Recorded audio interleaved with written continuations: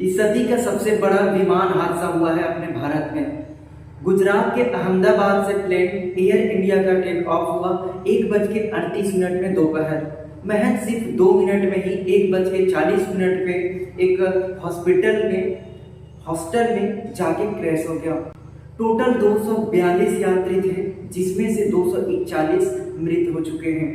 केवल एक ही बचे हैं। बताया जा रहा है कि प्लेन की सबसे लास्ट में 11A सीट पर विंडो के पास बैठे हुए थे, जिसकी वजह से प्लेन जैसे क्रैश हुआ वो विंडो से बाहर आ गए और जान बच गई। कुछ चोटें भी आई है। 1000 डिग्री सेल्सियस से भी ज्यादा तापमान हो चुका था, जिसकी वजह से किसी को भी नहीं बचाया जा सका। यहाँ तक कि बॉडी को भी पहचानने में दिक्कतें होगी।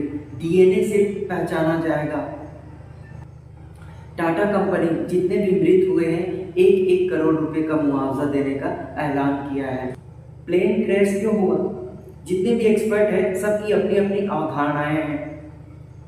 किसी का कहना यह है कि सही समय पर जो प्लेन का जो पंख होता है उसका जो एक्सपेंशन है वो नहीं हो पाया। कुछ रीजन ये भी बताए जा रहे हैं कि पायलट ने इमरजेंसी कॉल किए थे, मैसेज किए थे, बट उसको किसी ने देखे नहीं। कुछ एक्सपर्ट का यह मानना है कि 625 फीट के ऊपर लैंडिंग गियर ओपन हो गए, जिसकी वजह से खिंचाव बढ़ गया, और जब खिंचाव बढ़ता है तो विमान उठ नहीं पाता। किसी का मानना यह है कि ओवरलोड होने की वजह से विमान उठ नहीं पाया। किसी का मानना यह है कि रनवे पर ही पावर टेक नहीं मिलने के कारण विमान उठ नहीं पाया, जिसकी वजह से ये क्रैश हो गए। जो यात्री बचे हुए हैं रने वो भारत के ही हैं, ब्रिटिश में वो रहते हैं। उन्होंने बताया कि महज 30 सेकेंड में ही सब इधर उधर लाश के टुकड़े पड़े हुए थे।